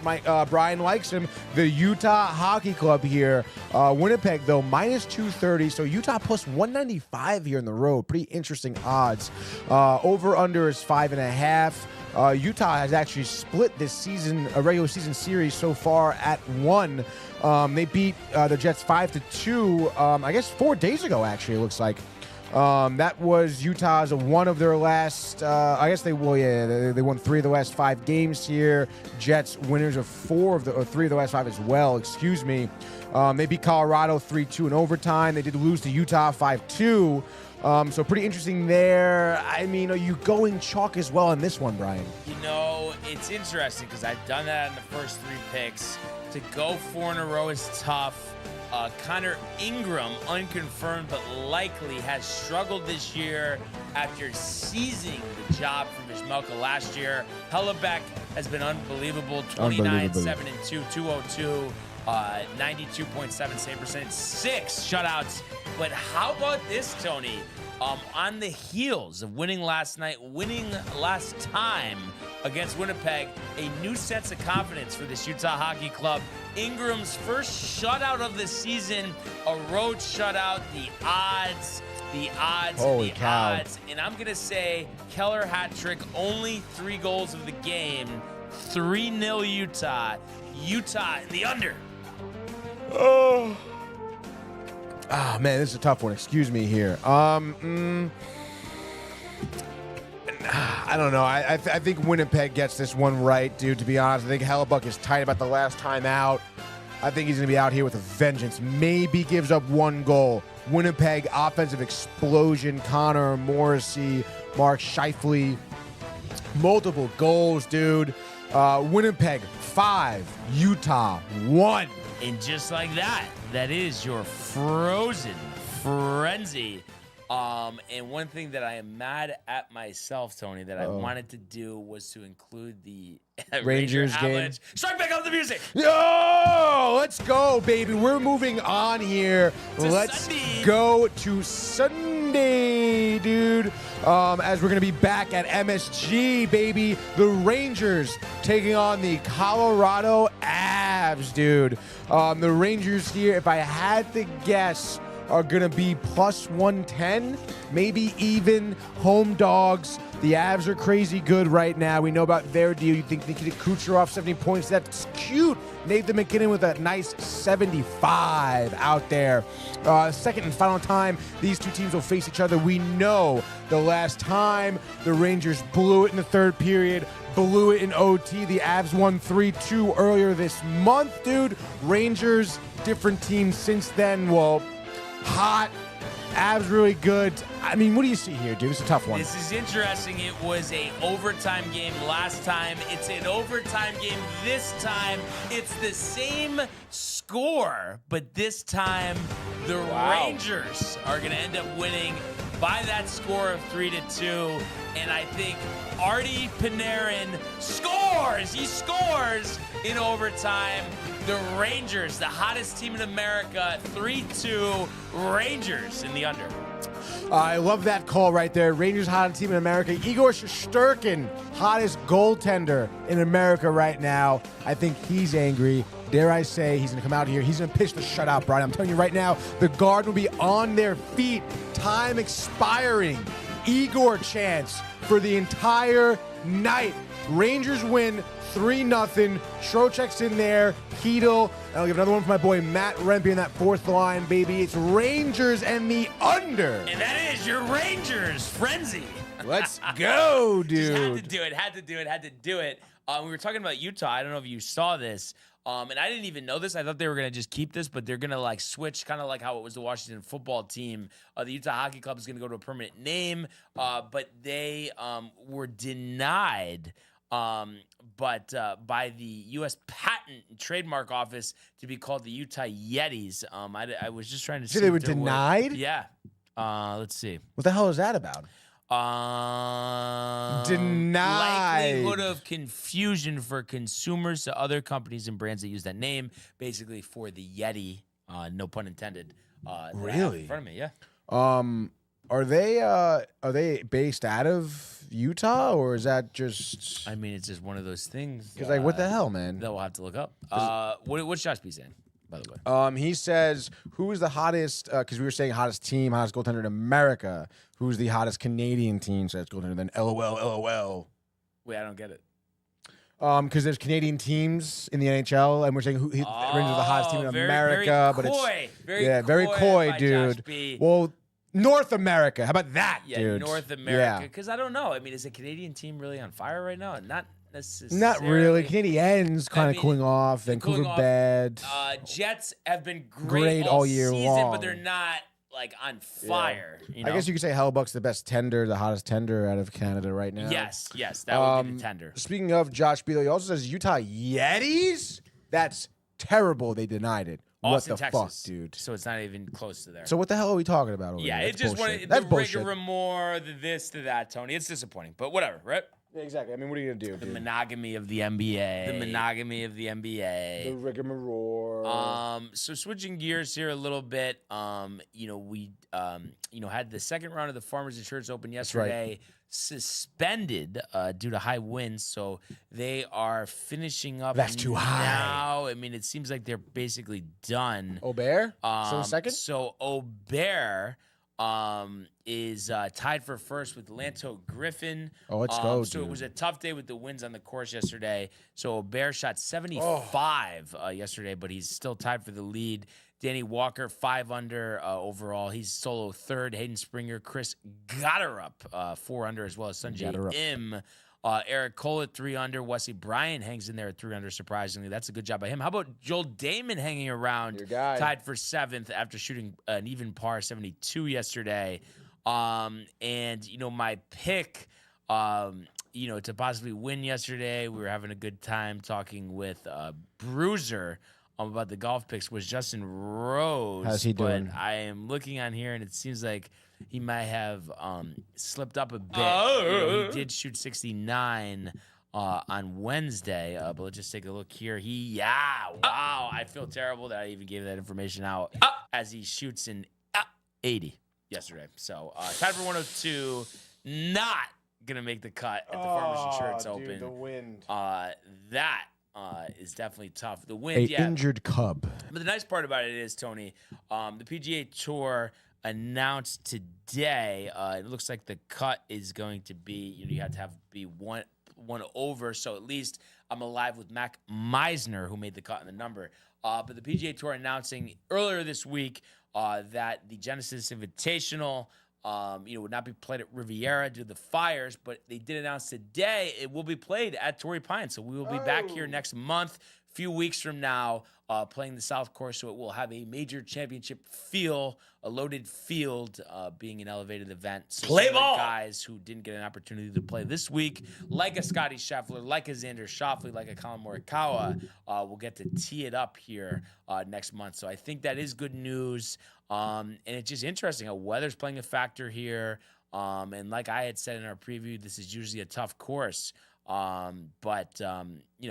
Yesterday really changed how this tournament is going to be played. And I would not be surprised if almost in like a major championship field that this, the winner could potentially be single digits under par. Wow. As we go to the weekend and all of the golf being played on the South Course. Yeah, that's pretty crazy, dude. But it definitely, I guess, shakes things up. Gives everything a little bit of a better feel in terms of, you're not really sure what's going to happen. I mean, that wind is pretty crazy to see. Aubert from day 1, 63 to 75 round 2. I know the difference of the two, the North and the South course here. Still, I mean, that's pretty crazy. You know? Yeah, absolutely. I absolutely. So anybody could win. Yeah, anybody could win. Symmetrical, looking forward to Tony. watching this, today and tomorrow. Before we wrap up, and I hate to do this because I know the importance of sleep. Oh no. But we need to bring in Michael here. Are you good, Michael? Michael Viavec? There's a surprise in store for everybody, for Tony right now, and it's not one of those. Oh, I'm going on this vacation, because I know Tony always gets excited about that. No. I'm just kidding, Tony. but it's funny when I was mentioning this. Yeah. I was thinking that you were gonna have that reaction. Really, Because it doesn't dude. always seem like it's that. But yeah, this morning at Walmart, kind of one of those just Impromptu. Impromptu. That's what I was looking for. Buys. I went with the 2024 Panini Prism Major League Wow, Baseball dude. pack. So this is gonna be a pack Oh, of 30 shit, cards. dude. And then also a pack of 90 of the Panini NFL cards. And if you're wondering, where's the hockey? They didn't have them, but I'm sure, I was telling Michael, this is a new addiction of mine. I'm sure next time I'm in the store, they're there. I'll get them. Holy shit. So my thought was, I don't want to get too crazy, but just for today, because it's exciting each. to do one of each. But then we have to have restraint after Yes. that next week, because Restraint, the packs go, dude. then we don't have them. Absolutely, dude. So, and it's kind of interesting. So I guess we should do one of each. We're doing first. I feel like since you could actually get us started, and I feel like just because it'll be more exciting for you, even though it is my favorite sport as well. Let's toss you over a baseball Panini Prism pack. Let's So go, it's time for the dude. baseball Panini Prism reveal. Let's go. Wow, dude. Dylan Cruz on the cover of this one, dude. This is going to be pretty sweet. Got a nice little 5-pack here. Woohoo. Wow, dude. Love the smell of fresh cards. 5-pack. Very interesting, dude. Definitely different from our first, from the hockey ones here. Very interesting here. Okay. Whoa. Okay, dude. Let's go. We have number, I don't even know who this is, dude. Operating out of L.A., it says. River Ryan, dude. So a River Ryan. River There's Ryan some card, shine dude. on that card. A lot. They all have the nice shine here. Yes. Very interesting here. 2023 season in Double and Triple A here. Looks like he went 1-7 to 3.8 ERA over 24 starts, 104 innings For the pitched, Dodgers 110 strikeouts. Here's what we have to say about LA's intriguing righty. It says, it just says LA, dude. So it looks Number like 78. potential. But that's a Dodgers uniform, is it not? Or no? Is it? It's like blue with a red hat. I can't even tell, dude. Wait. What's the guy's name? River Ryan. He is a Dodgers pitcher. Dodgers pitcher, okay. Pitched for the team last year. Had a Oh, there we go, 1.33 earned run average. Wow, up in the big leagues, limited baby. action, and he is only 26 years old. It was 11th round pick 2021, so let's go. This is very interesting. I don't know what the deal is with these cards, to be honest, because this is interesting here. We have for your guy, dude, here, a career which involved almost 10,000 at-bats and over 2,500 games for multiple teams like the Rangers, the Mets, number 15, Carlos Beltran. Wow! In the Mets uniform here. What a game. Fresh off not getting into the Hall of different Fame. teams. Maybe we'll get it next year. Maybe we'll get it in next year. We know he has a nice, illustrious career around the MLB here. And here we have another guy here. This is an interesting card. I don't know what the deal is here, but not a lot of experience in the MLB here. He's still, I think he's only 20 years old, this guy, operating for the Kansas City Royals, number 20, Blake Mitchell. Hey! And this is an interesting card. Doesn't really, they got a little blue shine to it, though. Very nice. Very good here. Oh, my God. We have a throwback here. A man who kind of, in my opinion, is ruining himself on social media. Limited boxing career, but obviously he's hit a lot of homers for the Oakland A's here. We have Jose Canseco. Wow, an absolute legend, dude. Oh my God, actually, this is a good one here for Kev Du and I. This is sweet, dude. A highly touted pitcher with experience at the single and double A MLB affiliates here. A starting pitcher for the Syracuse Mets, Jet Williams, baby. Jet. So this is one, a lot of work to do here for I thought he was sure. shortstop. Isn't he a shortstop? Are you sure about that? Oh man, I think you're right. Who am I thinking of then? I don't know, but he's one of their top prospects. He is one of I the top heard him on the prospects. radio. So either Either way, dude. Jet. Watch out, dude. St. Lucie, high A, single A, Brooklyn. Watch out. And bang, just like that. That is your Panini MLB. Prism MLB. Pull? Like what? Reveal. Reveals, dude. Very interesting, dude. 5 cards. I don't know what this blue one is. It doesn't say anything on it, but it's the only blue card in the pack. Blue Ice Prisms. Oh, blue ice. Look for red, blue, and green Pulsar Prisms. All right, there we go. Look for the ultra rare Color Blast. Oh shit. Color blast. Do we do a little toss so you can? Oh yeah, you want a toss? You want a little toss? You got it? Yeah. Nice. There we go. There we go. So There we I'm go. gonna have to have the pipes ready to go for this one because 15 per pack. Really? In the NFL Panini Pack reveal. There we go, baby. Let's go. Aaron Rodgers on the cover of the box here, by the way. That's not a good sign. By the way, tough Tough open? This pack. I don't know if yours was tough. I don't know if No, it- mine was oh, pretty I got easy it, actually. okay. All right. This is actually still as tough, not gonna lie. But okay. You Got want it. some help over All right. there? So let's go. Starting the very talented corner from the Chicago Bears, Jalen Johnson. There we go, So dude. that's a nice card. One of the best corners in the league. Love to see it. And how about from Kev Taylor's Dallas Cowboys, number 4, Dak Prescott. Wow, there we go. That's a good one. So Dak is back. Bone off the what is it? What was the injury? Oh, the hamstring. Off the bone. Yep.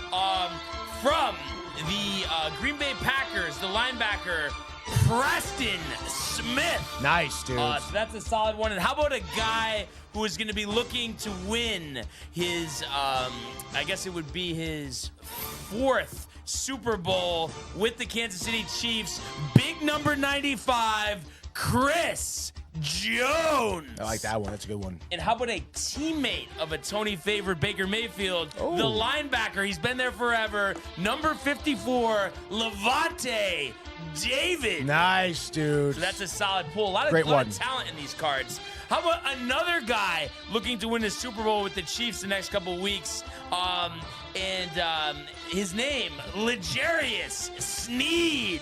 Nice. So the Sneed, corner, dude. That's a Great good corner. one. Forces fumbles. How about a breakout star this year for the Carolina Panthers? The running back, number 30, got the big extension this year. Chuba Hubbard, maybe the best name in the NFL. A guy who lost to the Kansas City Chiefs this past weekend. Number 12, Nico Collins. That's tough. So that's a good one. How about a guy looking to go to a Super Bowl in his first season in the NFL? Number 0, a white-hot rookie, Keon Coleman. So Nice, this is dude. a good card. The former Indiana receiver, as we're chugging along here. In the powder blues, the wide receiver from the Los Angeles Chargers. There you go. Brendan Rice. All right. And then this is a good one. Talent is abundant in this NFL card pool. From the New York Giants, set the rookie receiving record, Malik Neighbors. There we go, baby. That's a good one. That's a good card. From the Detroit Lions, probably still upset over the loss. I think he was a captain this year on defense. Alex Anzalone. Yeah. So he's a top backer. That's a good one. And then back to a legend, a 2-time Super Bowl winner from the New York Giants, number 10, Eli Manning. Wow, very cool, dude. So an Eli Manning card here. A former New York Jet, former Los Angeles Charger, number 81, Mike Williams. Wow. And to finish off, the all-pro cornerback from the Seattle Seahawks, was drafted when Pete Carroll was still the head coach, Devin Witherspoon. And just like that, my voice is shot, but that is an NFL 15-card Panini pack reveal, Tony. Great job, dude. Great job. Unreal. Honestly. Yeah, it's interesting that both these packs include like older players and stuff like that, dude. Eli Manning, great card, dude. So funny. I just saw there's been so many clips, especially now, about like, you know, him, the run that they had, dude. I saw like a mini highlight of the game against the Niners that sent them to the Super Bowl. Eli just getting pounded, dude. You know, jersey off the pads, the grass and the face mask, swinging the ball, running around, dude. Crazy how he was in the playoffs, those two runs. Yeah, absolutely. But good to get 2 more sports in the mix. We have all the major sports covered now for our card collection. That's right, dude. Which is awesome. And a lot of cards left. I believe it's going to be 3 packs for the baseball, right, Tony? Yeah, that's right. 3 more packs in here. 3 more packs there. No, really? I think so, because it was a 30-card box. 1, 2, 3, 4 more. 4 more, okay. And then for football, literally there is 5 packs left, and this is a 90 box. So there's Holy 75 cards left. And almost really a good theme here as we approach the Super Bowl. to get a lot of football cards. But I'm telling you, like, we got a ton of really good cards today. Just looking in front of here, I mean, Witherspoon, Eli Manning, Malik Neighbors, Coleman the rookie card, Levante David, Jarius Sneed, Chuba Hubbard, Nico Collins, Chris Jones, Dak, Jalen Johnson. I mean, those are all really good players. Great players, dude. Great to get these. And I didn't even realize, because I used to, I think when I was younger, like at tag sales and stuff, my parents got me like older baseball cards. Nice. And they were all Donruss. And I didn't even know that they were still around, but I was reading something earlier today. And I guess what it is they had went bankrupt and then came back. And then they do a lot of NFL cards now, apparently. So, oh, yeah, dude. Pretty cool stuff. And we'll have a lot of Panini pack reveals coming up next week. So that's awesome. 1 to 10 surprise level on your part, Tony.